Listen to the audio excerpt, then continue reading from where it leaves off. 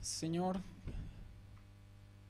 que tu palabra, que es como un martillo que rompe la piedra, venga, Señor, y quebrante nuestros corazones, Señor. Que quebrante la dureza de nuestro corazón. Y que tu palabra, que es también como una semilla, venga y dé fruto, Señor, en nosotros. Haznos buena tierra, Señor, para oír tu palabra y para ponerla por obra. Por favor, Señor, en el nombre de Jesús. Amén. Los hombres tienen en su interior naturalmente un sentido de la divinidad. Dios ha puesto en cada hombre cierto conocimiento respecto a él. Algún teólogo le ha dado a esto el nombre de la semilla de la religión. Es un conocimiento que Dios le ha otorgado al hombre, que está innato en él, que le permite percibir acerca de su deidad, le permite reconocerlo. De esta manera también el hombre no puede justificarse delante de Dios. Algo habrá en su ser que lo llamará a considerar a Dios. Y eso puede experimentarse de muchas maneras. Una de ellas es la creación, la cual, si bien no es suficiente para la salvación del hombre, sí lo es para su condenación. No existe una nación, un país, una tribu o cualquier grupo de personas que sea tan bárbara o tan salvaje que no esté convencida de la existencia de algún Dios, aunque tal vez cometan el error, ¿no? Y de cierta manera incluso la idolatría de los hombres da testimonio acerca de esto, de este sentido de la deidad, puesto que ellos prefieren adorar cualquier cosa, ya sean aves, reptiles o los astros. El hombre preferiría adorar cualquier cosa antes que quedarse sin religión. Todos nosotros contenemos en nosotros mismos esta semilla de la religión. Muchas personas piensan que la religión ha sido inventada por los hombres mismos, incluso como si ésta tuviera un propósito de oprimir al hombre, de oprimir al pueblo, de controlarlo tal vez. Pero el hombre no podría crear algo tan sublime como la religión. Hablando de la religión verdadera, por supuesto. El hombre no podría crear algo tan sublime. Nosotros no nos hemos inventado a Dios. No es algo que pueda salir de nuestra imaginación. Y aún así, las personas que logran abusar de otras, en las sectas y otros grupos religiosos, no podrían abusar del pueblo si el pueblo mismo dentro de su ser no tendría este sentido de divinidad. Entonces la religión no es un invento nuestro. Es imposible no creer en algo. Vamos a creer en algo, sí o sí. El asunto es de que si nuestra fe es verdadera, si nuestra religión es la verdadera, o de lo contrario si no lo es. Pero es imposible no creer en algo. El hombre se crea dioses de cualquier forma. En todo momento nos hacemos dioses. Juan Calvino acertó al decir que nuestro corazón es una fábrica de ídolos. Nos fabricamos ídolos de todo, de personas, de objetos, de situaciones. Cualquier cosa podría ser un ídolo para nosotros y nosotros lo aceptamos. De hecho, nosotros mismos lo provocamos, lo creamos, lo imaginamos. Es por eso que tantas religiones falsas se han creado. Estas personas, haciendo un mal uso de esa semilla que Dios ha puesto, de ese sentido de divinidad, han decidido fabricarse sus dioses, dioses que tienen distintas demandas, dioses que tienen distintas maneras de ser, distintos atributos y aún distintos nombres. Es un pensamiento incorrecto creer que todas las personas están hablando acerca del mismo Dios. ¿No han escuchado cristianos que piensan así? Bueno, al final de cuentas estamos hablando del mismo Dios. No, claro que no es el mismo Dios. Nuestro Dios, Jehová, no es Alá. No tiene su forma, no tiene su carácter. Nuestro Dios es incomparable. Y Dios, para evitar esa especulación de que el hombre se fabrique dioses a su imagen, para evitar la especulación sobre su persona, Dios se presenta a nosotros mismos. Dios se presenta de tal manera que mientras Él se muestra a nosotros, somos nosotros quienes reflexionamos acerca de su realidad, de quién verdaderamente es Él. Y somos nosotros quienes a partir de esa reflexión construimos nuestra teología, nuestro concepto acerca de quién es Él y cuál es su carácter y cuáles son sus atributos. La anterior semana concluimos con un pasaje de Éxodo, que era el capítulo 15 del versículo 6, el versículo 26. Y decía, y dijo, si oyeres atentamente la voz de Jehová tu Dios, e hicieres lo recto delante de sus ojos, y dieres oído a sus mandamientos, y guardares todos sus estatutos, ninguna enfermedad de las que envié a los egipcios te enviaré a ti, porque yo soy Jehová tu sanador. Y aquí el Señor se presenta a su pueblo, el cual momentos antes estaba creando la idea incorrecta de que este Dios los había sacado para morir sin propósito. Ellos habían deformado el carácter de Dios a tal punto que creían que Dios sería capaz de hacer todos esos prodigios y milagros para sacarlos de Egipto, para que simplemente mueran sin propósito alguno en el desierto. Pero Dios corrige esa idea y se presenta a sí mismo diciéndoles, yo soy Dios, Jehová, tu sanador. Ahora, nosotros podríamos criticar muy duramente al pueblo de Israel y en la manera en la que él ha actuado durante todo el Éxodo y todo lo que estamos viendo en las predicaciones cada domingo. Pero si comprendemos bien, y es por eso que se habla de la ventaja que nosotros tenemos mucho tiempo después, es porque nuestra teología ya está construida, ya está pensada, ya ha sido reflexionada durante miles de años acerca de quién es Dios. Pero ellos recién lo estaban conociendo, recién estaban construyendo su concepto acerca de quién era Él y acerca de las obras que hacía. Y Dios tuvo la misericordia de corregirles el pensamiento y de que su idea cambie de ese Dios es el que nos ha traído aquí a morir, a que logren entender que Dios es nuestro sanador.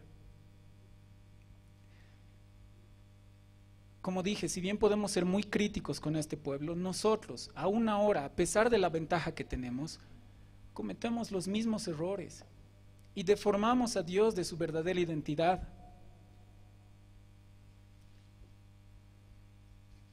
Y esto es debido a que nosotros, en vez de buscar en las Escrituras quién es Dios, cuál es su carácter y sus atributos, nosotros empezamos a definir a Dios basados en nuestras emociones, nuestra imaginación, nuestro intelecto, o las experiencias propias que hemos tenido, o incluso las experiencias de otras personas que nos han contado.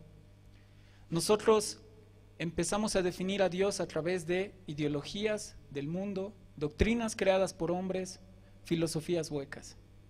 Y también cometemos ese error a pesar de la ventaja que deberíamos poseer, de la Biblia que tenemos, de los buenos maestros, siervos de Dios que tenemos.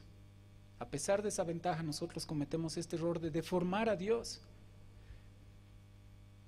Entonces, cuando algo malo nos ocurre, nosotros miramos a través de ese filtro a Dios y lo juzgamos mal. Entonces, de repente parecería que Dios se torna injusto cuando nosotros somos vulnerados, cuando se nos provoca algún daño y que parece quedar impune. Dios parece tornarse indiferente cuando nosotros estamos enfermos y no hallamos respuesta y no sanamos y parece no importarle a Dios. Entonces pensamos que Él es indiferente. Dios en algunos casos nos parece cruel. Hay personas que lo toman como cruel cuando reflexionan acerca de la mortandad de niños. Dios parece ser mezquino cuando Él, poseyéndolo todo, de repente nosotros vivimos en pobreza. Y así deformamos a Dios al verlo a través de nuestras experiencias y malas situaciones. Dios empieza a parecerse débil, como si no tuviera poder, o incluso cruel cuando de repente Él no evita un accidente. Y nosotros pensamos, Dios podría haberlo hecho. ¿Pero es así? ¿Será Dios débil o cruel? Dios en algún momento, cuando distorsionamos su imagen, no parece ser omnipotente. Cuando una violación, un abuso sexual es cometido. Y pensamos, ¿dónde estaba Él? Dios parece que no lo sabe todo. Cuando nosotros creemos que Él está ignorando nuestro sufrimiento y las cosas más íntimas que nosotros albergamos dentro de nuestro ser. Dios no parece tan amoroso cuando un niño nace con alguna condición médica o con una malformación o un síndrome. Dios no parece todopoderoso cuando un desastre natural se lleva muchas vidas, sean terremotos, maremotos, deslizamientos. Y Dios parecería que no lo ve todo cuando nos dañan. Y así cometemos el error del pueblo de Israel de definir a Dios según nuestras experiencias, según nuestra imaginación, según las malas cosas que nosotros hemos pasado o según el actuar incluso de otras personas. Y eso no está bien. Si le pidiéramos a las personas que definieran a Dios, las personas no solo lo verían de esta manera tan negativa según sus experiencias, sino también cometerían el error de fabricarse un Dios que les convenga, un Dios que sea mucho más tolerante con nosotros. Si nos tuviéramos que fabricar un Dios a nuestra medida, que invirtamos la imagen, nosotros hemos sido creados conforme a su imagen, pero si invirtiéramos esta idea, si nosotros tuviéramos que crear un Dios falso, que sea conforme a nuestra imagen, y nosotros intentemos reflejar las cosas que Él tendría que tener para que sea un mejor Dios para nosotros, nos inventaríamos desastres. ¿A quién no le gustaría un Dios que se presente como más permisivo, que no castigue tu pecado? Esa es una deformidad de Dios. ¿A quién no le gustaría un Dios que parezca ser de mente más abierta, mucho más tolerante? Un Dios el cual permita que todas las ideas sean correctas, que justamente eso muestra el pensamiento moderno nuestro. Notarán que todas las personas no les importa si existe una verdad absoluta, porque cada persona cree tener su verdad. Y mientras nos respetemos, dicen ellos, todo es válido, cuando en realidad eso es falso. Nos gustaría un Dios que nos provea para nuestros gustos y para nuestros caprichos, ¿verdad? De hecho, esta parte me suena mucho al Dios que promueven los de la teología de la prosperidad. Un Dios que está a tu servicio, un Dios que está para proveerte todos los recursos que necesites para que seas feliz y para que seas exitoso en este mundo. ¿Por qué? Porque eres un hijo de Dios, eres un rey, un príncipe. Si tuviéramos que inventar un Dios, nos gustaría que este Dios premie lo bueno, premie las buenas obras, pero que no castigue las malas. ¿Cuánto desenfreno tendríamos si Dios fuera así? Si tuviéramos que crearnos un Dios, sería feliz por el simple hecho de que nosotros seamos felices, a pesar de que nuestra felicidad esté basada en cometer actos pecaminosos. Este Dios no mandaría a nadie al infierno, como a algunos les gustaría que sea, ¿no? Este Dios no requeriría de nosotros santidad, no nos pondría tan pesada carga, no nos demandaría nada, de hecho, solo buscaría nuestra felicidad.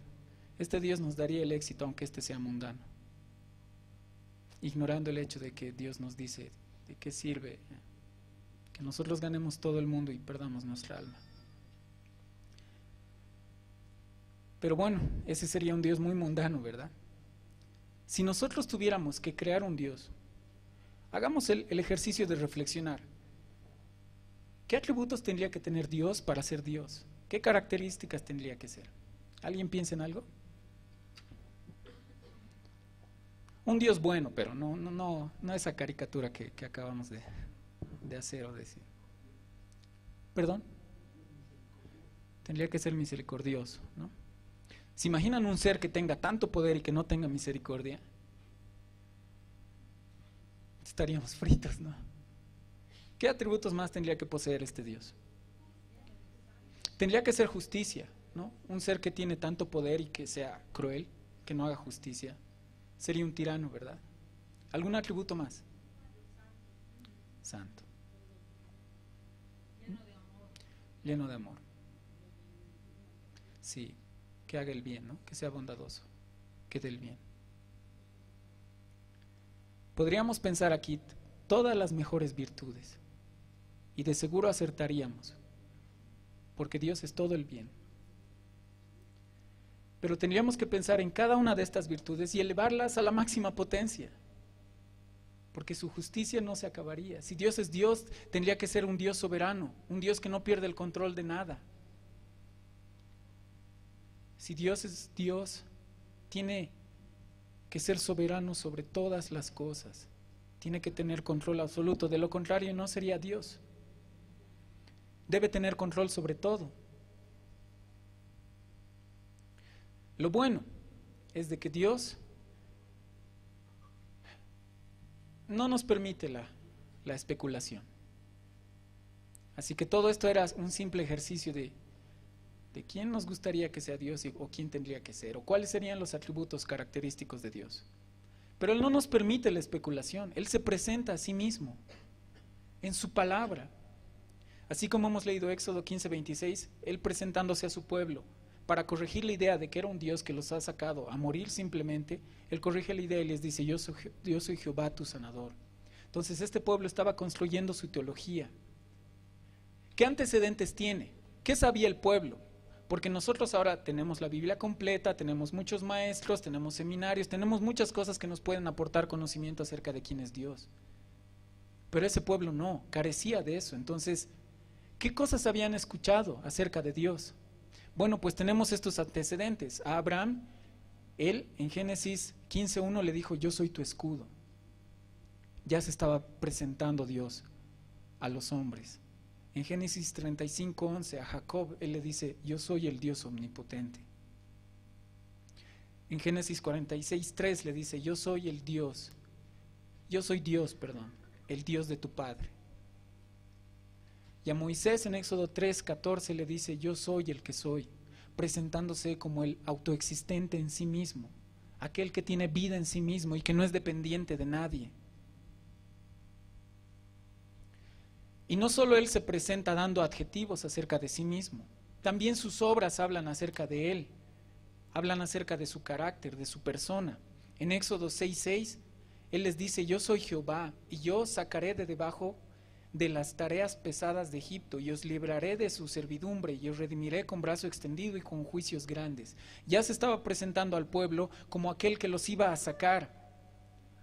Él podría simplemente haber dicho, yo soy su libertador, yo soy su redentor, yo soy aquel que los va a sacar de la tierra de Egipto con juicios grandes. En el versículo siguiente les dice, y os tomaré por mi pueblo, y seré vuestro Dios, y vosotros sabréis que yo soy Jehová vuestro Dios, que os sacó de debajo de las tareas pesadas de Egipto. El Señor tenía interés de que su pueblo lo conozca, para que no pervierta su imagen, para que no se creen un Dios falso, sino que ellos crean en el Dios verdadero. Y no solo a su pueblo, leemos posteriormente en Éxodo 7:5, y sabrán los egipcios que yo soy Jehová. Y así hasta el momento en el que nos hemos quedado la anterior semana, de Éxodo 15:26, el Señor sentó las bases de quién es Él y se presentó a su pueblo. De tal manera que no es necesario para nosotros especular acerca de su persona. De seguro acertamos si pensamos que Dios es todo lo más virtuoso que podría ser. Pero Él decide presentarse a nosotros. Y así, hermanos, si nosotros buscamos quién es Él en sus santas escrituras y le buscamos y diligentemente buscamos conocerle, para que Él sea presentándose a sí mismo y nosotros no especulando, no imaginándole, si nosotros contemplamos toda la evidencia bíblica que nos habla acerca de Dios, podemos decir confiadamente, resumiéndolo, nosotros todos creemos con el corazón y confesamos con la boca que hay un ser espiritual único y simple al que llamamos Dios, eterno, incomprensible, invisible, inmutable, infinito, todopoderoso, perfectamente sabio, justo, bueno y fuente superabundante de todo bien. ¿Hay algo más que agregar? Por eso es que podemos decir confiadamente ese credo. Nosotros todos creemos en este Dios, este ser que es espiritual, que no lo vemos, pero le llamamos Dios. Y este Dios tiene estas características, es santo, justo, bueno, único.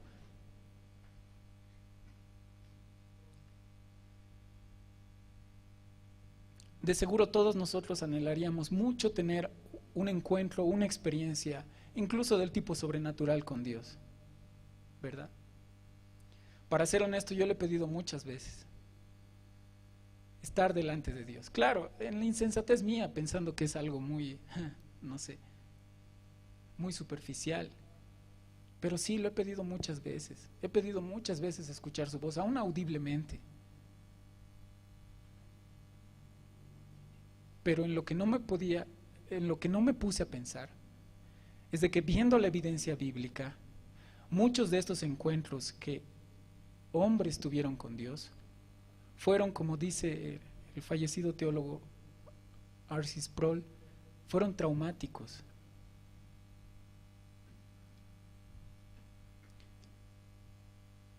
Entendiendo un trauma como algún evento que amenaza nuestra integridad, incluso nuestra vida, y que tiene una consecuencia mental o incluso emocional en nosotros.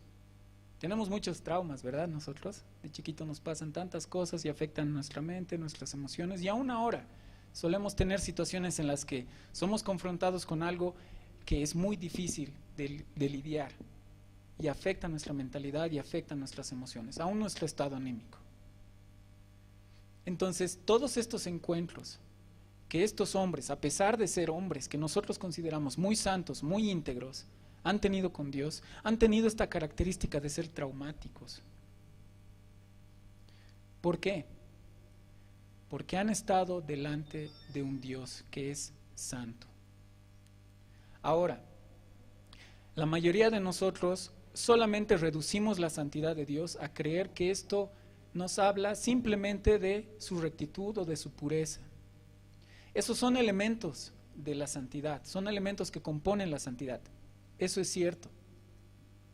Pero la santidad de Dios se refiere principalmente a que Él es separado, apartado. Él es diferente de nosotros. Hermanos, Él no forma parte de nuestra categoría. Nosotros entramos en la categoría de creación. Somos criaturas. Él no forma parte de esta realidad. Su realidad es superior, es trascendente, es magnificente.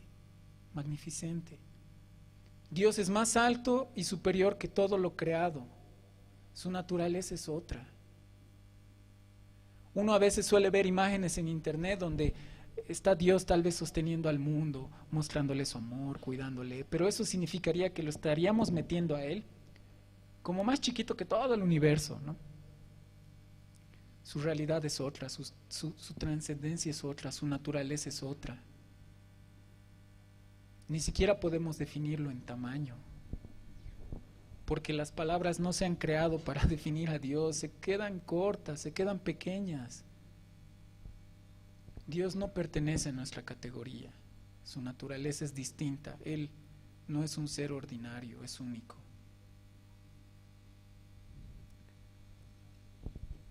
Y al estar delante de esa realidad, eso naturalmente provoca en el hombre temor, estar delante de alguien que no es como tú. Si nosotros vemos muchas de las experiencias que han tenido hombres de Dios, a los cuales nosotros consideraríamos muy santos, aún en el contexto en el que ellos vivían, han tenido una experiencia parecida. Habacuc, Job, al cual después de que Dios se le manifiesta, se tapa la boca diciendo que ya no hablaría nada. Ahora sus ojos lo habían visto y no tenía excusas delante de él. O como el caso que más particularmente vamos a ver ahora, que es el de Isaías, en el capítulo 6.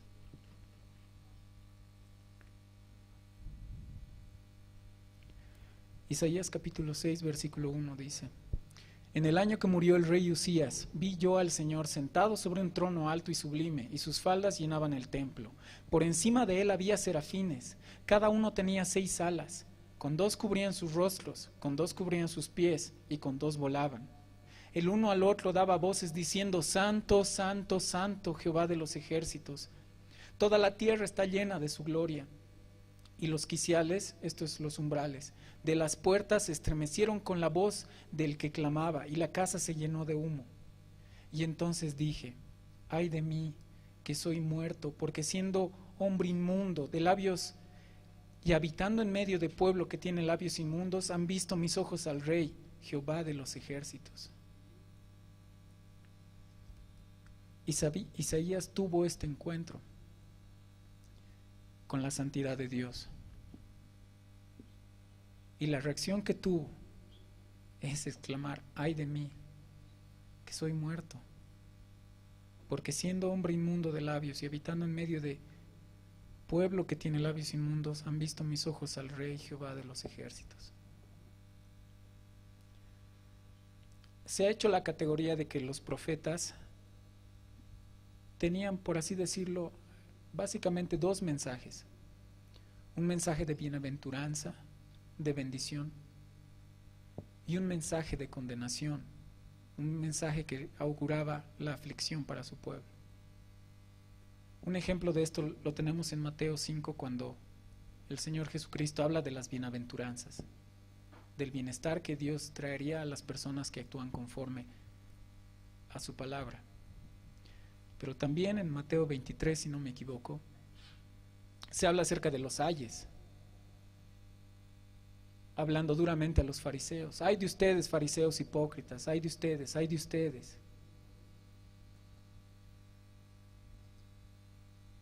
Isaías no tiene una experiencia muy grata y muy gozosa en este caso, porque la santidad de Dios confrontaba su realidad misma, y la reacción que tiene es la de condenarse a sí mismo y decir: ay de mí. Esta palabra significa que se sentía hecho pedazos, como si se desintegrara por estar delante de Dios. Y eso fue porque fue confrontado en su ser. Su verdadera realidad fue expuesta delante de Dios, el cual es la verdadera vara que mide todo, que va a medir todo. Porque si se dan cuenta, hermanos, si nosotros nos medimos delante de la moralidad del mundo, quedamos como buenas personas, ¿verdad? No somos asesinos, violadores, ladrones, no somos traficantes, drogadictos o personas que trabajen en redes de trata y tráfico. Si nos medimos con la medida incorrecta de la baja moralidad de este mundo, obviamente vamos a parecer personas buenas. Pero al estar delante de la presencia de Dios, no hay cabida para ese orgullo. No nos queda nada. Hermanos, somos buenos para ocultar nuestras faltas, casi expertos en hacernos ropas de hojas como Adán y Eva para cubrir nuestra desnudez. Somos expertos para fingir delante de nosotros, aún entre cristianos, que todo está bien, que somos gente de oración y muy santa, y que hemos leído mucho la Biblia. Somos expertos en fingir que tenemos una alta moralidad. Somos expertos en ocultar que dentro de nuestro ser hay pudredumbre. Somos egoístas, mentirosos, blasfemos, murmuradores.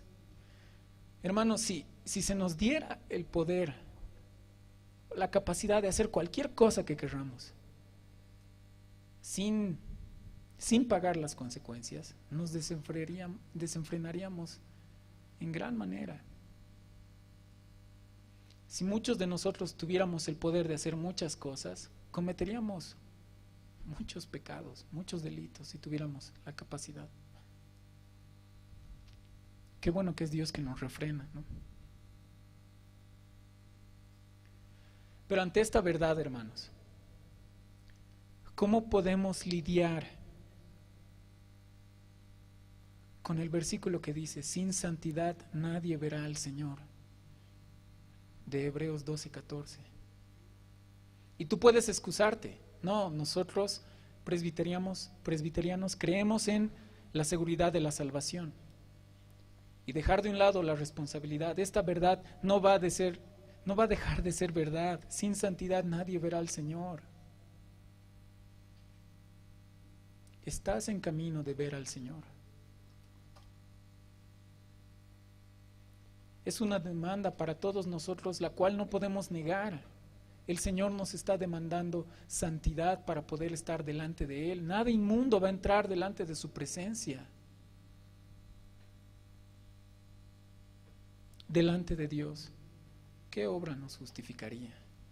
¿Qué podríamos presentarle como algo bueno que nosotros hayamos hecho por nosotros mismos? Porque cada cosa buena que nosotros hacemos ha sido inspirada por Él, ha sido obrada por Él en realidad.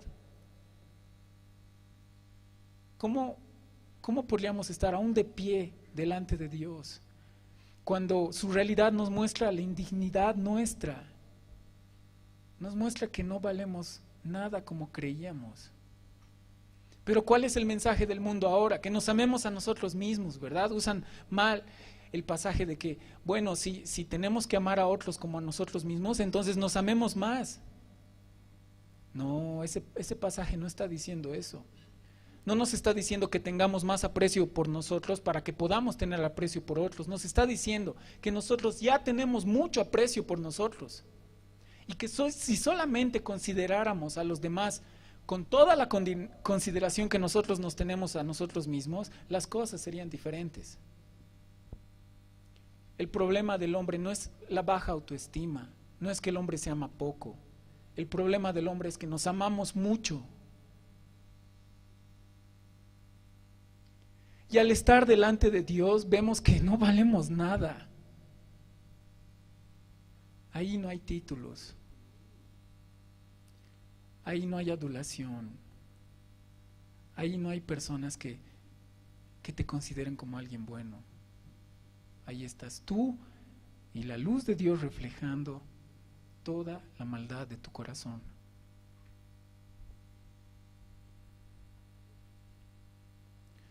Cuando el Señor tiene demandas de nosotros y nos pide hacer el bien, ¿de dónde lo sacamos? ¿Acaso el bien habita en nosotros? Cuando se nos pide servir en la iglesia, visitar enfermos, cuando se nos demanda algo respecto al servicio de Dios en la iglesia, ¿de dónde lo sacamos? ¿Acaso está el bien en nosotros? Pablo mismo lo dijo. El hacer el bien, que deseaba hacer el bien, pero no estaba en él el hacerlo. Podemos anhelar muchas cosas y ser buenas personas en nuestra mente, anhelarlo, pero en la realidad no lo somos. El mal habita en nosotros. Delante de Dios entendemos nuestra indignidad y entendemos que estamos derrochando todas las fuerzas y capacidades que Dios nos ha dado y las estamos desperdiciando en nuestra vanidad. Pero hermano, no vamos a poder entender esa realidad hasta que estemos delante de Dios experimentando esto. Hermanos, no les estoy llamando a que nosotros busquemos experiencias espirituales de tipo místico. Estoy hablando de que el genuino cristiano es el que ha nacido de nuevo y se ha encontrado con Dios. Y no solo ha pasado en un instante en el que se ha sentido indigno y luego ha sido perdonado y luego, bueno, borrón y cuenta nueva y sigamos una vida nueva, seamos felices. No, estoy hablando de una constante búsqueda de la presencia de Dios, la cual nos muestra nuestra necesidad de Él mismo. Algo que es incluso cotidiano. porque de lo contrario no vamos a saber quiénes somos. Es Dios y su realidad lo único que nos muestra quiénes somos en realidad, y no lo que nosotros hemos creado como conceptos de nosotros mismos. Si nosotros no conocemos a Dios, no podemos conocernos a nosotros mismos, porque no nos veremos a través de la verdad y crearemos una identidad que es falsa, una identidad que se va a mostrar mucho más moral, mucho más perfecta, mucho más feliz. Y también es de viceversa. Sin conocernos a nosotros mismos, se nos es muy difícil conocer a Dios. ¿Por qué? Porque es en el momento en el que nosotros nos contemplamos y vemos toda la debilidad que tenemos, toda la falta de justicia, toda la falta de pureza, y que al ver eso sentimos un aborrecimiento de nuestro ser y elevamos los ojos hacia Él. De lo contrario, quedamos destrozados al ver nuestra realidad, o deprimidos, si se quiere usar el término.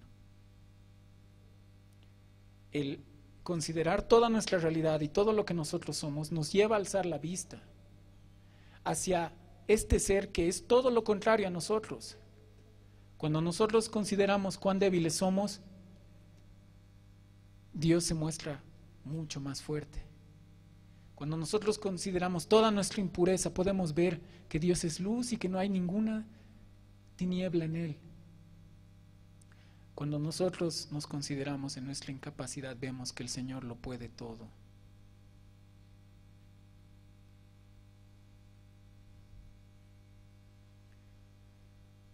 ¿Qué ocurre después de este trauma que sufre Isaías? El versículo 6 dice: y voló hacia mí uno de los serafines, teniendo en su mano un carbón encendido, tomado del altar con unas tenazas, y tocando con él sobre mi boca, dijo: he aquí que esto tocó tus labios, y es quitada tu culpa, y limpio tu pecado. Tan bueno es Dios que después de mostrarnos cuál es nuestra verdadera condición, no nos deja ahí.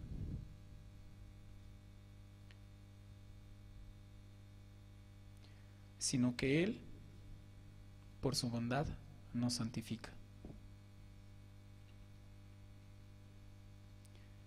¿Cómo podríamos lidiar después de esta experiencia? Nosotros, habiendo considerado toda nuestra indignidad y nuestro casi nulo valor por habernos rebelado contra Dios, ¿cómo podríamos lidiar con este evento? Les dije, ¿no?, la definición del trauma. Un evento que cuando tu integridad está siendo un evento que cuando tu integridad es amenazada y tiene una consecuencia mental o emocional, después de haber estado delante de la presencia de Dios y Él habiéndonos mostrado nuestra indignidad, ¿cómo lidiamos con esto? ¿Cómo lidiamos con nuestro propio ser, el cual es aborrecible? La única manera que nosotros podemos lidiar con este trauma después de estar delante de Dios, el cual nos muestra nuestra realidad, es Jesucristo. De otra manera es intolerable. No podemos estar delante de Dios, no tenemos acceso a Él. Nuestros pecados han puesto una barrera entre Dios y nosotros. No tenemos acceso. Jesucristo es nuestro único refugio. De lo contrario, quedamos hechos pedazos delante de Dios. Y al final de los tiempos será así. Nuestra única manera de acercarnos a Dios es a través de Jesucristo. Ahí es donde Él cobra el valor que tiene para nosotros, pero sin tener esta experiencia, Él no significará todo lo que debe significar para nosotros. Y aquí es donde su amor cobra verdadero sentido y cobra mucha mayor profundidad. ¿Por qué? Porque después de ver quién eres tú, reconociendo todo lo malvados que somos, cómo Dios nos ama a pesar de eso.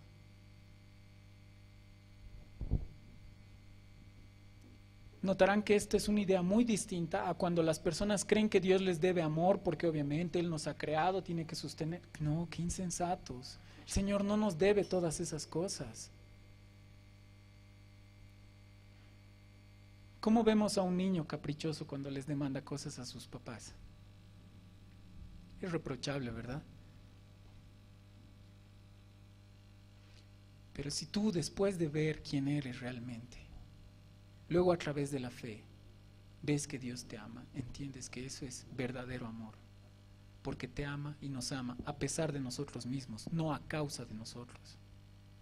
No hay belleza alguna en nosotros para que Dios aparezca como un enamorado que quiera conquistarnos, no. No hay belleza en nosotros.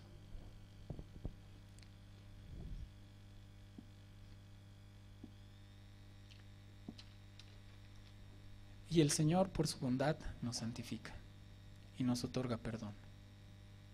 Después de ese momento incómodo, después de ese momento traumático de estar delante de su presencia, nos ofrece perdón. Y así como con Isaías, con un carbón cauterizando sus labios, lo libra de su deuda. Y nosotros, por la misericordia de Cristo, somos librados de la nuestra. Ya no hay culpa, ya no hay condenación y somos verdaderamente libres. Pero ¿qué viene después? Versículo 8. Después oí la voz del Señor que decía: ¿a quién enviaré y quién irá por nosotros? Entonces respondí yo: heme aquí, envíame a mí. El Señor nos otorga perdón y nos santifica para después poderle servir con una disposición y con una conciencia limpia. Hermanos, sirvamos al Señor. Tengamos esta misma actitud que después del momento traumático que Isaías sufrió, al haber sido perdonado, tenga la disposición de decirle: úsame. Si escucho tu clamor diciendo: ¿a quién enviaré? ¿Quién irá? Yo quiero ir, úsame. ¿No quisiera ser usado por Dios? A pesar de quiénes somos, de lo débiles, lo torpes que somos, que el Señor nos use. No por nuestras capacidades, porque no las tenemos. Hermanos, esto no es asunto de modestia, no es asunto de humildad, de decir, sí, no, yo no puedo. No, es un asunto de la realidad. No podemos. El bien no está en nosotros. No podemos traerle bendición a las personas. Pero viene el Señor con su Santo Espíritu que mora en nosotros y nos da algo para darle a las personas. Y a través del consuelo que nosotros hemos recibido podemos consolar a otros. Y a través del amor que hemos recibido podemos amar a otras personas. Y el Señor se convierte en la fuente superabundante de todo bien. Y el Señor lo ha prometido: de nosotros correrían ríos de agua viva, de nosotros, al estar llenos de su Santo Espíritu. Oh, que su Santo Espíritu nos llene para poder tener algo que darle a las personas. Por favor, hermano, atiende al llamado del Señor. ¿A quién va a enviar? ¿Quién irá? Por favor, sea uno de los que diga: heme aquí. Así es, amén. Le cantemos al Señor, ¿sí? Por favor, el grupo de alabanza. Justamente es una alabanza que habla acerca de su santidad. Y entendiendo un poco más profundamente acerca de este atributo de Dios, le cantemos con todo el corazón, con esa disposición de decirle: Señor, úsame, estoy aquí. Tú me has perdonado, me has salvado, has sido mi redentor, el que me ha librado. Tú me has comprado por precio de sangre y mi vida es tuya. ¿Sí? Oremos, hermanos. Dios, tú eres santo. Tú eres trascendente. Dios, qué clase de ser eres que nos ama tanto, a pesar de quienes somos. Qué clase de ser eres que estás lleno de misericordia. Oh Dios, y a pesar de que nosotros merecíamos ser destruidos, tú nos das paz para contigo a través de Jesús. Y nos das vida eterna, Señor, en vez de la muerte que merecíamos. Señor, ayúdanos a temerte reverentemente, Señor.